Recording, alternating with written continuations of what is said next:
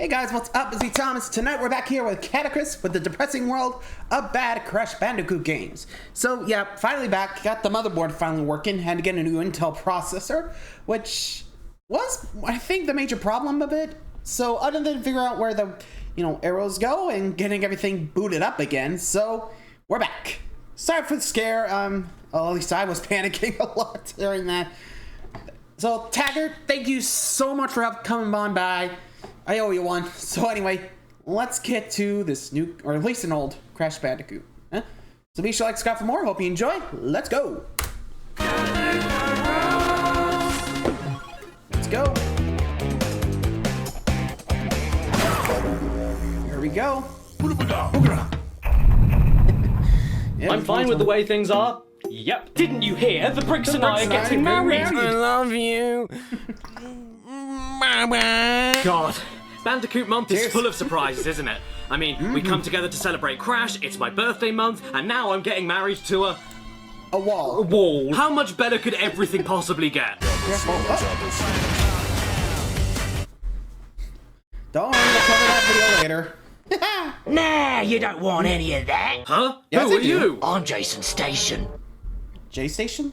That is very funny. Why would you want to play Crash Bandicoot 4 when you've got so many of the best Crash games right here? Well, yeah, I suppose I do have all of these ones. I'm not talking about them. Say what? Well, that was just lovely. Crash How the hell? Oh, bugger me. Oh look, it's Cash Banuka. That was alright, wasn't it? Oh look, it's Cash Banuka 2. That was great, wasn't it? Oh look, it's Cash Banuka Wrapped. Oh look, it's Cash Teat Rabies. Oh look, it's Cash Twiternitty. These were fantastic, weren't they? Oh look, it's Cash Banuka, the Wrinkle of Cowpat. Oh, okay, that wasn't a very good one, was it? The lore of what I just came up with dictates that if you want a few games in a franchise to be respected as truly brilliant and given the eternal status of classic, you need to be able to compare it to its own failings, so that you're able to see how badly its own gameplay style that the franchise is So kinda famous like a for Journey can be attempted. style. Sure, people liked Crash Bandicoot 1 a lot when it came out. I mean, check out this kids magazine I have talking about the best games ever made. They seem to think that Crash 1 was one of them, so it must be true. I mean, look at what they say about Samus in Metroid. We know that playing as a girl is a bit,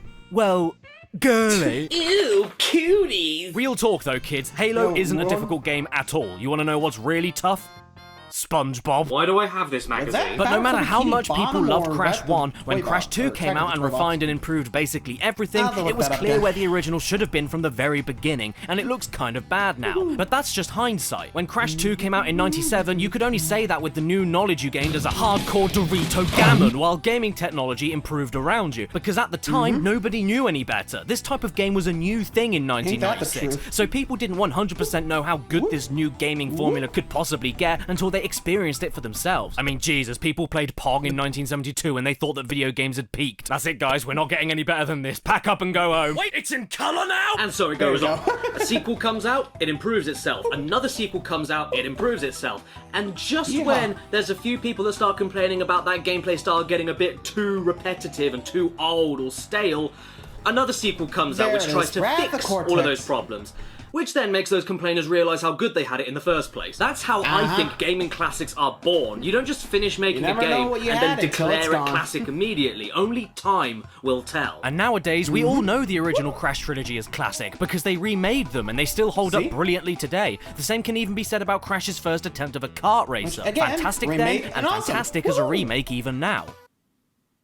We also know But- these games are classics because its own series they came from really started pushing their luck when everyone started bitching about it. Now, where have I heard that before? Did someone call me? Yes, Hi, every Sonic. franchise, whether it's about a purple dragon or a blue Spyro, guinea already covered pig, that. suffers from this problem of sinking really damn low when trying desperately to spice up what made their own games terrific in the first place. Even the portly Italian Pillsbury hey, Doughboy Mario. wasn't safe from this trend. And even though it makes us respect and appreciate their good Simpsons. games Woohoo. even more, they still exist. And when it comes to Crash, True. bless his little belly baton.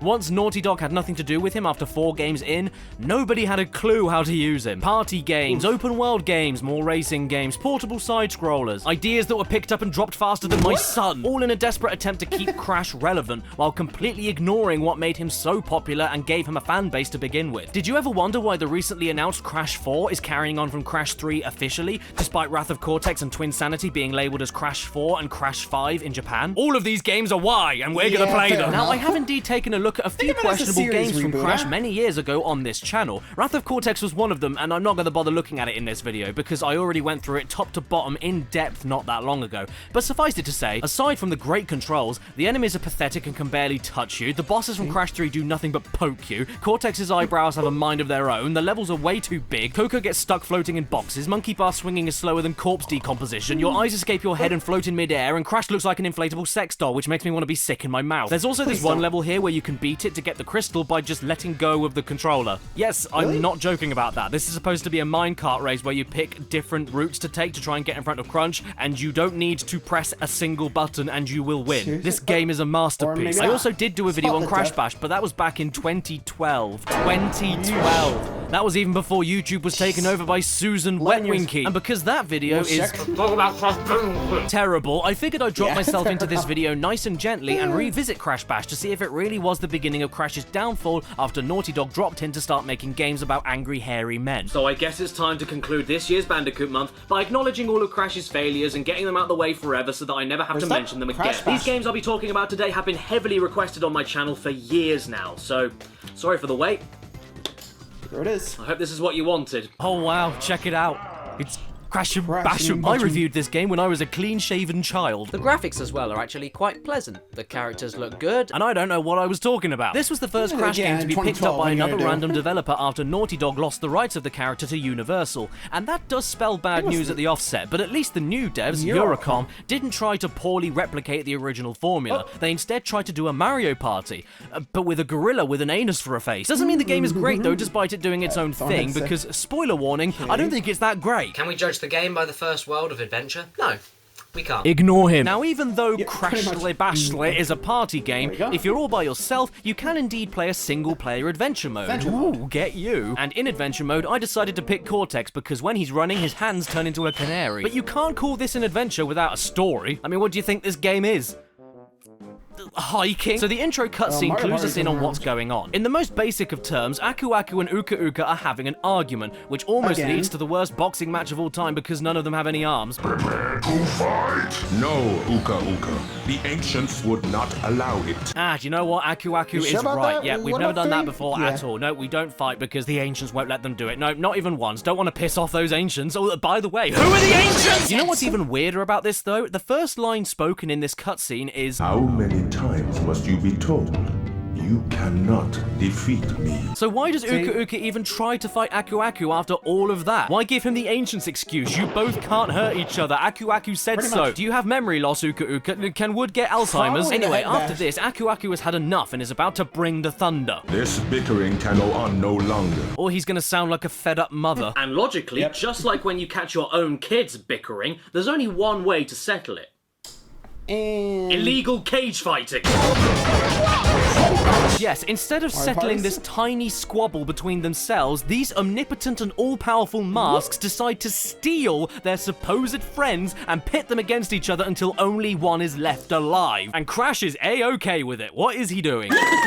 And so, by winning a random set of battle party games and fighting boss levels at the end of each warp room, your chosen character must beat out the competition for the glory of their own mask that forced them into this horror, and this somehow proves how great they are and who wins this pissy little argument. Even stranger, though, is that since I picked Cortex, I'm fighting for the evil side, and yet the boss levels are all the same if you picked the hero side. Even Uka Uka says in the boss cutscenes, You must first meet an old friend. So if they're old friends, why are we fighting the bosses? If the bosses are evil and friends with Uka Uka, including the final boss, doesn't that mean that the evil side already wins this argument by default? What's going on? Why are we fighting them? Oh, don't worry, he's flat now. This story is a total disaster. is. No other words. It's as much of a mess as Tiny Tiger's character model. Cortex's hair, though, is on point. Look at it. It's so on point that it is a point. His hair is so sharp he could open an envelope with it. So Crashticoot Bashticoot, like I mentioned earlier, is Mario Party for the entirety of the gameplay, but without the game board or dice to roll, and it's worse. You just win mini-games over and over again to progress. And where some of these games on their own are totally passable and fun in their own right, where Crash Bash fails is with the tedium of it all. This is one of the most repetitive games I've ever played. In fact, it's so repetitive that in the first warp room, you get four-way Pong, polar bear fighting, pogo stick bouncing, and 3D brawling. And then in the second warp room, you get four-way Pong, polar bear fighting, pogo stick bouncing, and 3D brawling. Foon! Sure, there's an additional game mechanic added in for the copies, but they're still copies. They feel exactly the same to play. And many of these mini-games are copied up to 3 times throughout the adventure mode in different warp rooms, with nothing but a different coat of paint. And that's not all. Get this. In order to unlock the boss battles from each warp room, you need a certain amount of trophies. And no, your wife doesn't count. To get the trophy on one of these levels, you need to win the mini-game in question, not once, not twice, but 3 times. And this isn't a best out of 3 system or anything like that. The game keeps on going until anybody in the match wins 3 times, meaning that you could potentially replay the level 9 times in a row in order to win just one trophy. And that's assuming you even win on the 9th attempt. So you get the 4 trophies. Yeah, luckily I was not a Crash Bandicoot kid at the time. I did not have a PlayStation, so luckily avoided that. Which, honestly, yeah. I don't think I would have loved, like, playing, like, single-player mode, like, 9 times just in one game. I'm like, just give me the trophy at some point, right? Anyway. Trophies from Warp Room 1, unlock Boss 1, and then think to yourself, God damn, I can't wait to see something new. And then, oh dear, Warp Room 2 has exactly the same minigame styles you just did, aside from 1 extra level you haven't seen before, and you still need to win them all 3 times each. And then all of a sudden, Boss 2 won't let you in, because you need trophies, gems, and crystals to get inside. But where do you get the gems and crystals from, you bitch? Why? By going back through all the levels you've already replayed a million times over and replaying them again. But this time with an overly frustrating crutch, like randomly growing insta-kill mushrooms taking over the stage, or you beginning the stage with less health than everybody else. Yes, Engine, this is a great idea. When 2 giant missile-equipped mech suits can't take down a tiny Bandicoot, just spin around and spit balls out of your mouth, I'll get them. So yeah, the single-player adventure mode, aside from the decent bosses, it's pretty horrendous. And unfortunately, unless you own a first edition black labeled European version of Crash Bash, like I do, there's no code you can put in anywhere to unlock all of the multiplayer games straight away if you want to just jump into a match with a few friends. You have to go through the adventure mode and unlock everything in that tedious goddamn way. Otherwise, you're stuck with 4 minigames total with 4 different skins, and that is it. Unless you have a copy of Spyro 3. Yes, stay with me. By holding L1 and R2 on the title screen for Spyro 3 and pressing square, you get access to a hidden Crash Bash demo. And then, if you type in a specific code on the title screen of the demo, you are then granted access to a cheat menu, where you can not only manipulate and change basically everything on the screen, but also have access to nearly every single level, fully multiplayer compatible and all. You are missing a few of the final minigames, and you only have 3 bosses to pick from, boss 3 of which apparently being Homer Simpson. But yes, essentially, nearly the entire Crash Bash game is hidden on a Spyro 3 disc, which I guess just goes to show you how little space Crash Bash's full disc was using in the first place, and therefore shows you how much effort went into it. I can't believe they left this here accidentally. It's so damn cool. Look, you can even see the exact date and time that this beta build of the game was placed onto the Spyro 3 disc. How adorable. Okay, what I just said about the no effort thing, that was harsh. There is quite a bit of effort put into some of Crash Bash. The soundtrack, for instance, is one of Crash's best on the PS1. In fact, below Crash 2, I'd say it was the 2nd best, so go and check it out. And when you do have all the mini-games unlocked, it is a decent distraction with friends, but getting to that point legitimately, which the majority of players of this game had to do, is hellish. And my lord, aside from the repetition and copy-paste mini-games, the looks of this game really end up burying it. Too many freeze frames I was able to grab from this game were absolutely horrifying, and a far cry from the detail you'd expect from the Crash universe, even on the PS1. And come on, man, Cortex's head here looks like a boiled egg on top of a frisbee. I can see a good game here. But it's not in there. And that's probably the saddest thing. Oh, I don't know. Maybe if I shout at it, it will be better. You wish. Oi! That didn't work. But don't fret. See? I mean, did you like Crash Team Racing? Yeah? Good. Well, have I got the steal for you?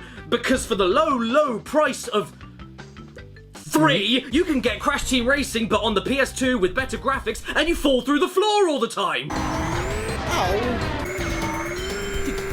Oh yes, sign me up, Bandicoot boy. So Crash Nitro Kart was sort of a sequel / spiritual successor to Crash Team Racing for the PS2 era, and oh boy does it feel like a game stuck in the shadow of its better big brother that the parents love more. In many ways this is just a carbon copy of Crash Team Racing, but just not as good. It's even apparent in the adventure mode. The plot of CTR is aliens, and the plot of Nitro Kart is aliens. But instead of Oxide threatening to turn Earth into a giant concrete parking lot, you have this guy called Velo who just steals you to race a bunch of times to entertain other aliens on another planet. That's basically it. And his beard is the shape of the first letter of his name. I mean, what kind of asshole does that? Nitro Kart does actually give you a good first impression. Instead of making you pick one character only for the entire adventure like in CTR, you get to pick from either Team Bandicoot or Team Cortex, allowing you to swap between 3 different characters with their own unique driving styles and kart stats whenever you want to in between all of the races. And that's not all. You even get unique cutscenes for each team throughout the story mode based on who you pick. But then you realize that they didn't bother to fix the facial animations for the masks. You will have to race in order to win the Galaxy Circuit and save Earth for us to conquer. Welcome to the future of gaming, everyone. This is the PS2.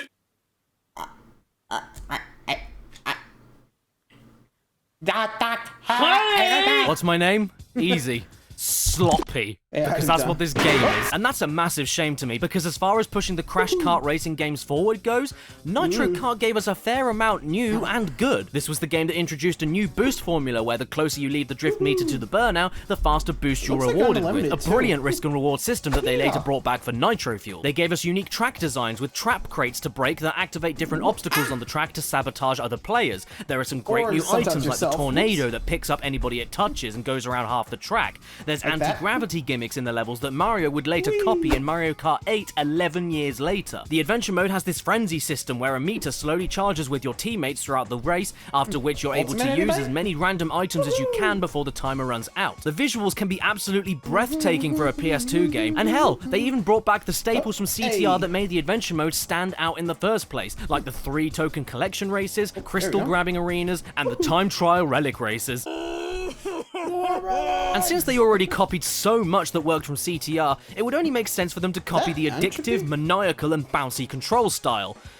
But they don't. Nitro Kart feels like the developers witnessed the birth of a miracle child, and while the mother was still splayed, shoved it back in. Nitro Kart is an unbirthed baby that was already born. I need therapy. Even though you're not playing the game right now, you can probably see the downgrade just from the footage. Nitro Kart has absolutely no sense of speed or heaviness to the karts to make it feel like you're burning rubber against the terrain. It feels like you're floating along it. It's very flat and unreactive, which wouldn't be so bad if the jumping and drifting didn't feel limp and splatty, and the turning didn't feel like you were unfolding an ironing board, but it does. Especially with the highest speed, lowest turn characters, unless you're drifting, it barely feels like you even turn at all, and you even slow down if you hold a turn for too long, because clearly someone thought you weren't going slow enough. Even driving into the levels is a pain. Driving into the levels is difficult. Stop judging me, it's very hard. Why are you looking at me like that, engine? Oh look, we've got a boss race heading our way. I wonder who will be fighting from the Crash universe today.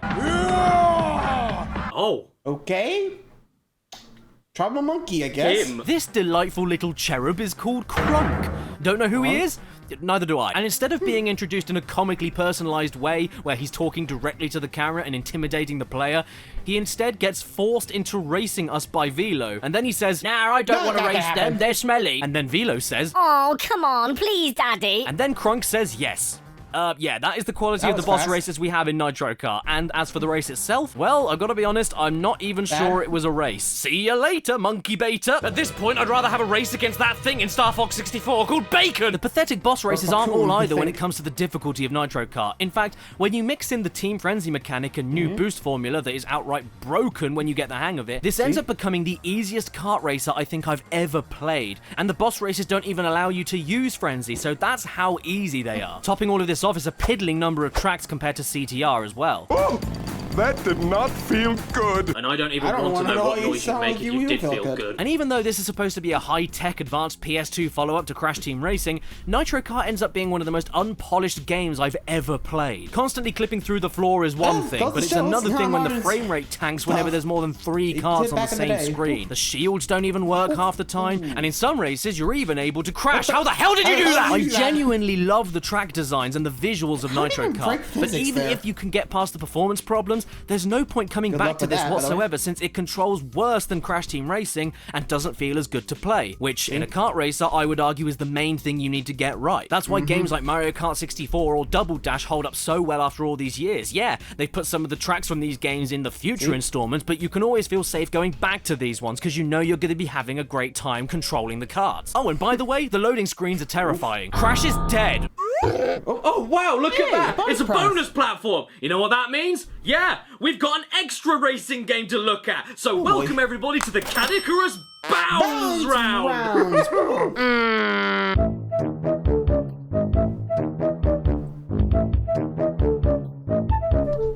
Yep, just when you thought they couldn't mess it up anymore and that they should have let Crash Team Racing die with dignity, here we have another Crash Kart Racer, Tag Team Racing. But it's okay because Jetix Magazine says it's the best Crash game ever, and everyone knows who Jetix Magazine is. Hey everyone, it's me, your favourite primetime family-friendly YouTube superstar, Gump! So immediately, I do have to give Tag Team Racing some credit. The story mode here is at least something different and not another random alien invasion. The plot here is that you're battling Cortex and accidentally stumble into a theme park built entirely for roller coasters and racetracks.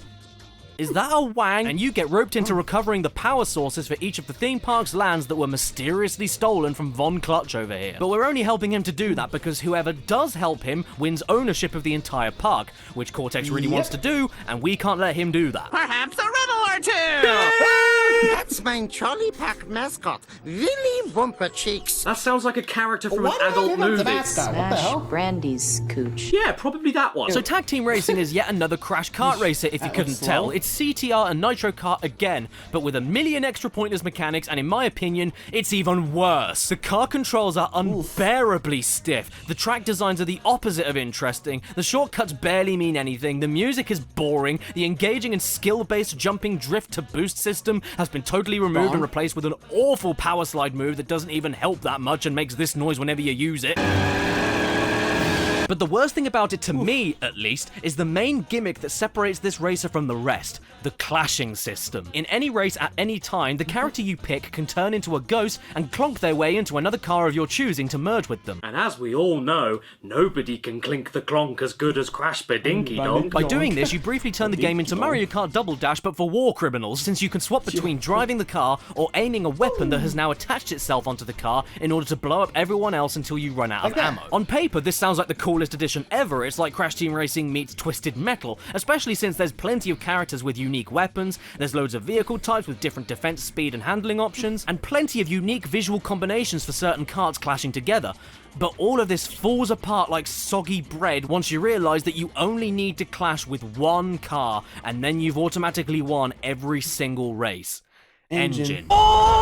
You see, Engine's weapon he has are these rockets, and they are so overpowered, I'm pretty sure they could be used in tactical warfare. With these rockets, you mow everybody down with no effort, 1 to 2 hits max with splash damage. And whenever you're gunning, the CPU in the driver's seat goes around the track as perfectly as possible. So just make sure you fire the rockets, detach from your host like a dying flea right before the end of the 3rd lap because you get thrown forward every time you do detach, and then you'll find that you win every single time. When you're in this state, you are in complete control. You are a parasite. The helpless sap you attach to can't ever force you off. There's no time limit for this or penalty for overusing it. You can use overpowered race items in conjunction with the rockets. If you get blown up by other races, you recover 2 seconds later, still in the clash formation. And the best thing, if you run out of rockets, you can always detach and then immediately reattach again to get all of your ammo back. Sure, you can always switch driving positions and let the computer player shoot down the bogeys, but why would you do that when you can effortlessly get rid of the competition and not have to deal with the painfully unsatisfying redefine driving mechanics. You could always say that this is an optional mechanic, I suppose, except it isn't, because if you don't clash with another car in any race, then you're a very weak target to every other car firing at you, and you explode so much as tumbleweed touches you. Not to mention, again, you're stuck with kart racing mechanics that feel like you're derailing a train, and other racers can attach themselves to you at random with as much consent as a Weinstein. Basically, if you don't clash, you lose, so why wouldn't you choose to clash with the most powerful weaponed racer? And then, once you unlock Engine shortly into the game, it all becomes even easier since you don't even need to look for him in the race to grab his rockets. You can clash at the very start of the race to guarantee victory with any car without breaking a sweat. Look at these KOs. Look at these KOs. For a 3-lap race lasting around 3 minutes, this means I was averaging 7 KOs per minute. And so at this point, why does the track design matter? Why do the visuals matter? Why do the shortcuts matter? For even a small fighting chance in tag team racing, you have to use this clash mechanic, which means you'll end up doing the same thing repeatedly to win every time. Even the other modes for each track have similar approaches to them. Oh, and did you know? This game is a platformer? Yeah, Tag Team Racing also has a giant hub world that's as much of a single game as the racing itself, despite being called Tag Team Racing! And my god, look at this. Look at this performance. The game didn't run spectacularly in the races, but this looks worse than my granddad's slippers. Couldn't you guys just focus on getting one gameplay style nailed instead of forcing as much in as possible? Did I just die from jumping into a bridge? The jumping and general running around controls are so slippery and floaty, it's practically impossible to control where you're aiming towards, and even the spinning attack is lazy. See this? This isn't a Death Tornado spin power-up from the other games. This isn't a super spin. This is just what happens when you hit square over and over again. The animation resets and you can keep spinning forever, meaning that no enemies will give you any trouble. No shits were given at all, my lumpies and germs. You also get interrupted a lot by Chick and Stu, who you may recognize from Nitro Fueled as the chickens who announce all the DLC Grand Prix. I hate them there, and I hate them even more here. Spend it like crazy on new stuff. Bling, bling. Bling, bling. Yeah, that's what the kids were saying back then, wasn't it? Not really. Bling bling in my ding ding. To be totally fair to Tag Team though, despite not being that fun to control, I do admire a few things they do in this overworld system. Firstly, they turned the death animations Crash is famous for into an explorative gameplay mechanic, as you can go on a scavenger hunt looking for hidden specific death cutscenes that quite often got a chuckle out of me. Watch. Oh look, it's Flat Bandicoot. Secondly, these are some pretty expansive and densely designed hub worlds, especially on the vertical plane, and all the pockets of coins you find are able to purchase more outfits for your characters, more cars, and even a few crystals that you need in order to open the gates that will take you to the next power gem you need to progress to the next world. There's a reason to explore other than finding the next race, and I like that. You can also physically abuse the customers in the park, which is very cathartic because I used to work in retail, and the amount of times I wanted to take the head off of a customer and kick it like a football is uncountable. You can even kick the children! This is a 7+ game with child beating! Actually, is this how old you need to be to play the game, or how many years in prison you'll get for child abuse? You know what though, now that I think about it, the balance is a bit too skewed in the platforming's favour, because winning a race only rewards you with 2 crystals, whereas you're going to be able to buy and find more hidden crystals in the overworld much faster in order to open up all these gates in the hub world to then find the hidden power gems and skip a huge chunk of the game without even doing a single race. Welcome to Crash Tag Team Racing. We don't like racing. Overall though, Tag Team Racing is an absolute mess, and in my opinion one of the lowest points of Crash's console career. It tries to appeal to everyone, but ends up impressing no one. Half of it is Crash Team Racing, but with worse controls, worse performance, worse visuals, broken mechanics, and boring, stale track design, while the other half is Twinsanity, but with worse controls, worse performance, worse visuals, worse enemies, and barely any really challenging platforming. Hey, I'm a girl! Yeah, Crash, what's wrong with you? Women can't fight back! Yo-ho-ho in a bottle of Wumpa Whip. Is it rude to say that I hate you? Hey, Caddy, look over here! I'm Charlie Window! I'm not in the mood for this. Can you please give me the next game? Oh, okay. I just wanted to let some light into your world. Can you give me the next game? Okay, fine. Don't be such a glass hole. Give me the next... Go get it! Oof, other broke. Oh. And back to Skylanders Imaginators. This isn't a Crash game. Hear about that? Well, this cartoon says otherwise. Cartoon? You don't even know the half of it, mate. Oh, no. Extreme Rescue Mission! Oh, my God. What is this? I was on the Wampa Islands and about to free my friend Tawna from the clutches of the evil Dr. Neocortex. Is this show trying to get a rise out of me? It is. Because it's working. You can make a strong argument in favor of that, sure. You're getting a rise out of me, Skylanders. Yeah, oh, I'm angry. I'm rising, I'm rising like a souffle! I'm sorry, but what in God's unholy pants is this? I don't care if this show is any good. Judging by this inclusion of Crash, I really don't care. Pure and simple, this is not Crash Bandicoot. This is not the point of his character. He's a mute dumbass meant to tribute other mute dumbasses in old Warner Brothers cartoons. To not only give him a voice, but a brain is completely missing the point. Crash is planning. He doesn't plan. He eats the things he's supposed to be collecting. This is going to be controversial, I know, but I honestly prefer the horrible Crash 2 promo video version of Crash over this, because at least Crash wasn't a fully established character at that point, and he was still an idiot in that. They could have used anybody here if they needed a character like this. It shouldn't have been Crash. Hashtag not my Banuka. But don't worry, these fever dream clips from the Skylanders TV show is not what I'm going to be looking at today. Instead, I'll be taking a look at the game that the show was based on. For those who don't know, Skylanders is a series of simple 3D beat-em-up platforming games in the Spyro mythos, kind of like LEGO Star Wars in terms of style and feeling, except that it requires the use of a USB portal device in order for you to place different figures onto the portal and have them pop up in the game. Different figures have different abilities to get by different obstacles and unlock different secrets, and on its own I don't think it's too offensive. It's a cute little idea.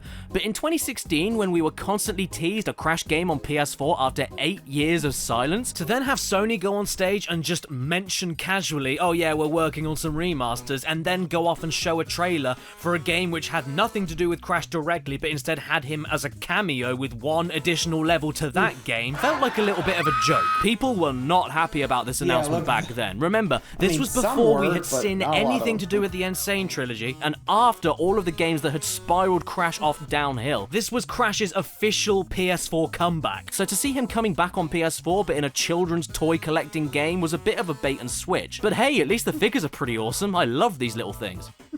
I also accidentally bought 4. Before we get onto the Crash content though, let's take a look at the game as it is. The story of Skylanders Imaginators is that Spyro is having a race, and then evil comes in and stops the race. And by the way, the character design of Spyro makes me wet in a bad way. So I guess it's now time for me to pick up my figures and place them onto the portal.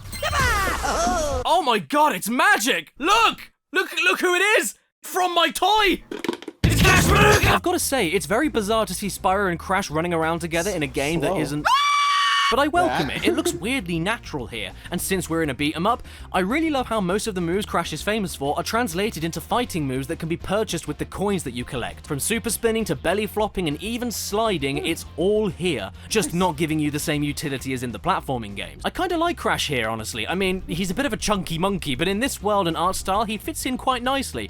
Except for whenever you pause the game. Crash, are you having a stroke? Your design, however, I'm sorry, your design is disgusting. Your face looks like a pug that was stung by a wasp, so I'm gonna switch over to Cortex and shoot some holes in it. Throughout the game, you can activate different shrines to give the figures you have new moves to play with, and to be frank, I thought it would be a case of unlocking one universal move for an entire class of figure to use, but as it turns out, you not only get unique moves for each character of each class, but even a unique cutscene of them getting it. This is a level of effort I can respect here. So this is called the Mysterious Ancient Place. And you have a mysterious ancient face. Oh, and before we carry on, I just wanted to mention how cool this little feature is. This here is a gem figure.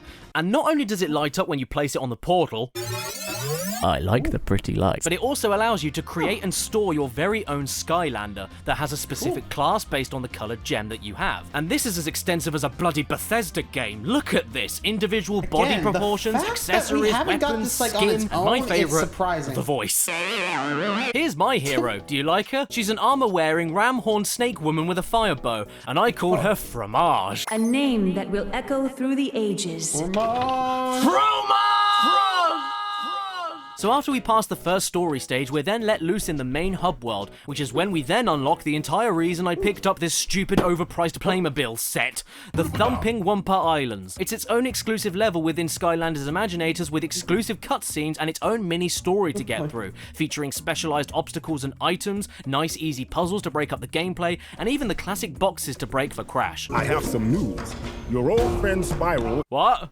You mean the one I threw Molotovs at? There's tons of Easter eggs, subtle nods and references to the older games, really pretty visuals, and a decent sense of humor to boot. Wow, the real Crash Bandicoot came all the way out here to see my prized crate collection. So it sounds really great so far, right? Well, I'm afraid it kind of isn't. This is the slowest thing I think I've ever touched. And I touched the floor yesterday! Look, say what you want about the quality of the gameplay or the ethics behind Crash being in Skylanders after an 8-year gap of nothing. Regardless if you love or hate Skylanders, how can anybody be okay with the slug-like speed you move? Isn't this supposed to be a fast-paced action game for kids? I run pretty quick in the home world, what's going on over here? And I know this is for kids, but hey, the original trilogy were for kids too, and they were never this easy. You just run around and hit stuff with like 2 or 3 buttons while doing the occasional jump. Repeated ad nauseum. It really is baby's first beat 'em up, and that wouldn't be so bad except you move along as fast as cheese on toast. It doesn't matter what extra moves you purchase or whatever, you still end up doing the simplest button mashing combos and nothing else. And often that's the best way to get past any combat encounter because the singular powerful moves that take a long time to wind up don't do as much damage as a quick 1-2-3 combo with your basic punches. And annoyingly, the slowness coupled with the repetitive simplicity is what ends up ruining so many more encounters throughout the game. At this point, you don't have a guard, dash, or roll, just a run, jump, and attack. So tanking hits in big crowds is inevitable. Look, they all move faster than you, and in situations like this, there is nothing you can do other than die and swap out to another figure that you may or may not have on you. The only way to get your old character back being to quit the level or restart it. So I hope you have enough figures, kids, or else you'll need to steal Mummy's credit card. This then becomes a... And like I said, I'm not going to be playing Skylanders until they have like a version where it's just like all the data's in there, they could just play it whatever, right? You know? I mean, why? Like, jeez. Seems kind of redundant, don't you think? Atlas did it, why not Skylanders, you know? How many people still play that? I'm kind of curious now. Anywho. A huge problem when you're told only Crash Bandicoot can unlock this zone. But the problem is he got Steam pressed earlier, which means I would need to start my entire 30 minutes of playtime so far all over again in order to reach that point to open the door as Crash, while going through all of the sticky, running, enemy smacking, property destroying, and puzzle solving all over again. You know what this game reminds me of? Over the Hedge on the Xbox. And if you're reminding me of Over the Hedge, you're bugging it up. But this isn't what everyone wanted me to talk about, is it? Okay, fine. I guess it was only a matter of time. These 2 final games I'll be looking at for this video have been requested by my viewers, no joke, for over 8 years now. And to celebrate me finally getting around to talking about them, I invited a celebrity guest to show you what the first one is. Who the hell?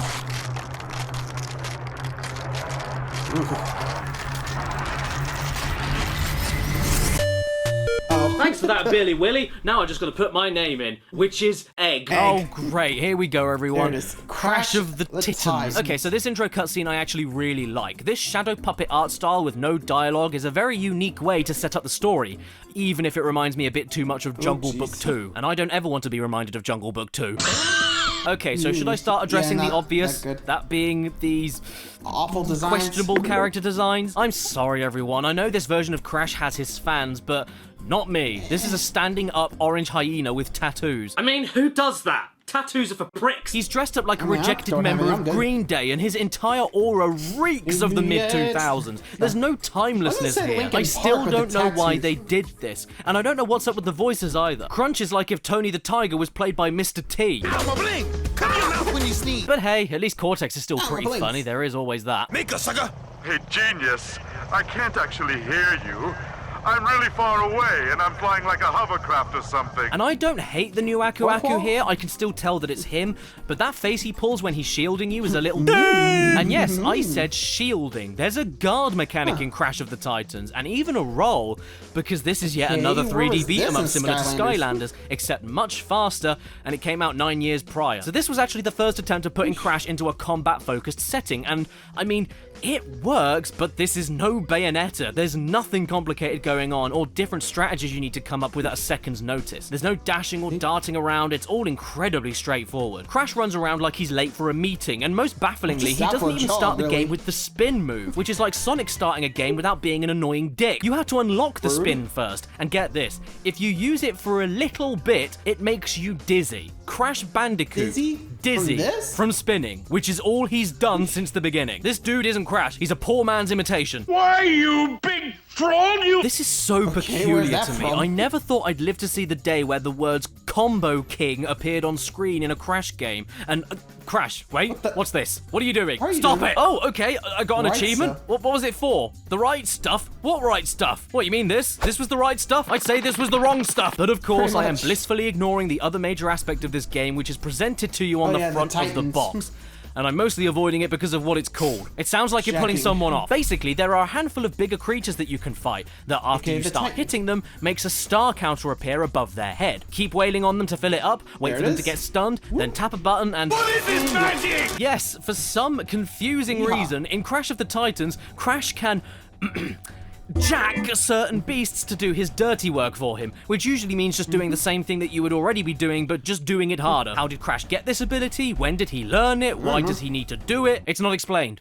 Stop crying. I'd love to say more about this game, but to tell you the truth, I really can't. What you're seeing here, this is the game. Whether by your lonesome or riding on the back of a demented pig, you are pressing the same buttons, fighting the same waves of enemies, and getting by the most rudimentary of platforming sequences with barely anything resembling thought being needed to carry on. Gotta be honest, I don't like tag team racing, but at least the world was more interesting to explore. This is just unpalatable. There's nothing technically wrong with it, but it's easily the most boring game of the bunch with nothing standing out, nothing special about it, and nobody making a joke about Crash possessing monsters being called jacking. And it doesn't matter how good your game is at that point, if it's boring, you've lost me. I mean, at least Skylanders, for as slow as that game is, allowed you to collect coins and spend them on upgrades that you wanted to choose. Here, you don't get a choice. You just keep collecting these blue balls and then you'll eventually unlock some kind of new move, and that's it. There's no strategy or thought to any of this, or any concrete reasons to explore. I'm being serious when I say this. This is the Crash version of Sonic Boom. Yes, a fundamentally boring and unengaging beat-em-up with no thought required, basic platforming, new character designs, new unexplained abilities, and a new universe for the characters to explore that's given no build-up, backstory, or context. Only difference is, in Crash of the Titans, you don't disappear.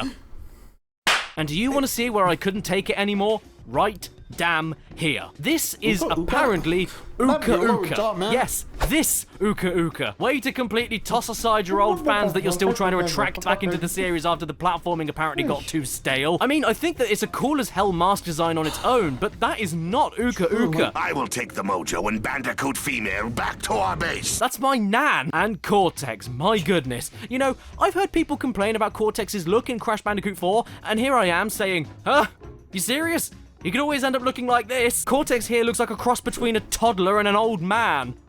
Or a balding Pinocchio. Aha! Bonjour everyone! Hey, welcome back to my show. It's me, Sandwich, and today we're going to be cooking up all of the shit that you never wanted to eat, sticking it in the microwave, and reheating it for you. Oh, Mind Over Mutant. Come on then, let's get this over with. My name is Limes. The first mission of this game is a tutorial gauntlet where Crash's sister Coco sends us off to look for a load of Coco parts, and I really don't think her brother should be doing that. After that, I hate to report, it's exactly the damn same game as Titans. No exaggeration. It's the same game, except Crash overdid the steroids in his shins.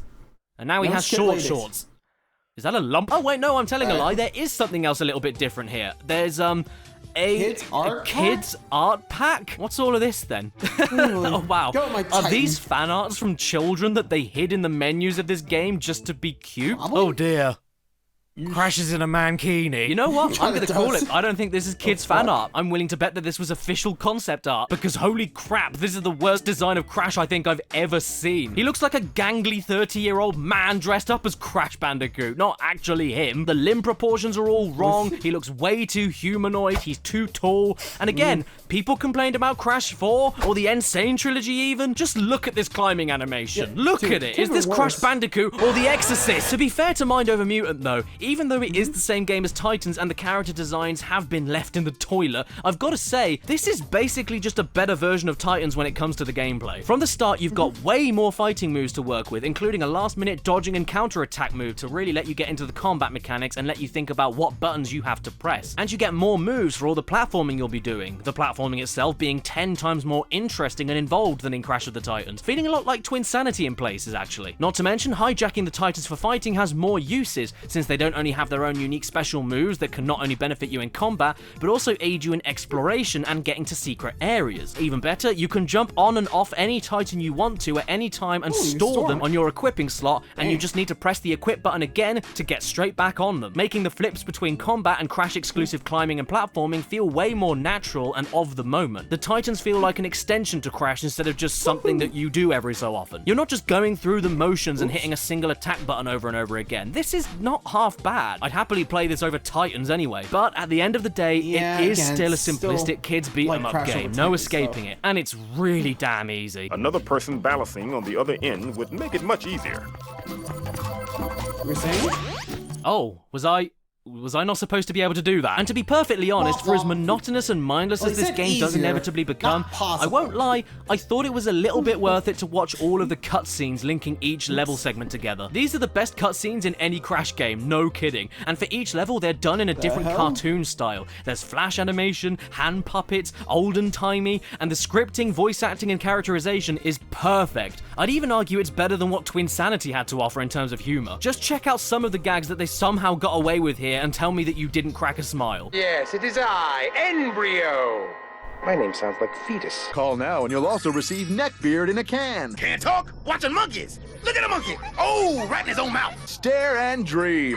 Stare and dream. Soon to be available everywhere but Arkansas. Punch him in the throat. Not my throat. I need that for swallowing. These are all so fast-paced, funny, expressive, and creative that I'm pretty convinced that Mind Over Mutant was originally supposed to be an animated series or something, but got rejected at the pretense of it being for a character from a video game, and so they were told by executives that they would prefer a video game, so then they just copied and pasted the ideas and mechanics from Crash of the Titans into here so that they could show you all the animated sequences they made. I don't know.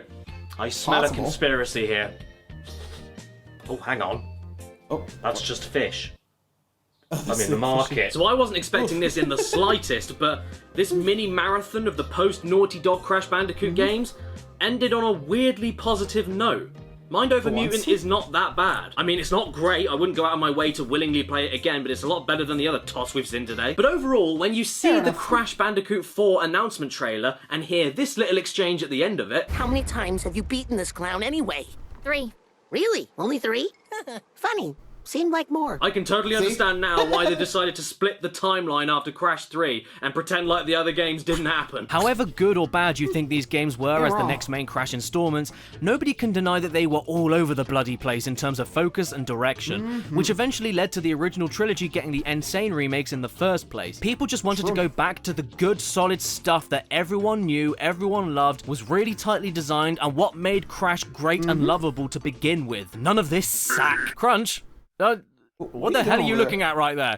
Yes, that is a nice chest. The racing games were kept on life support for far too long, Titans was a dated bore, Mutant was a mediocre attempt to keep that new gameplay style going, and Skylanders wasn't even a Crash game. The only one I can see some potential in is with Crash Bash, considering how long-lasting Mario Party has been and how well-received Super Mario Party was on the Switch. I'd love to see them tackle this kind of game again, especially with the huge roster of characters in CTR Nitro Fueled, including cameos from Spyro. I think we could get a really damn good-looking and incredibly fun party game with lots of characters duking it out. With that, though, comes the conclusion of yet another Bandicoot month. So, thank you so much for joining me this year, and my new wife, of course. And even though nowadays Naughty Dog is spending far too much time being naughty dogs, I'd like to end this video with a thank you.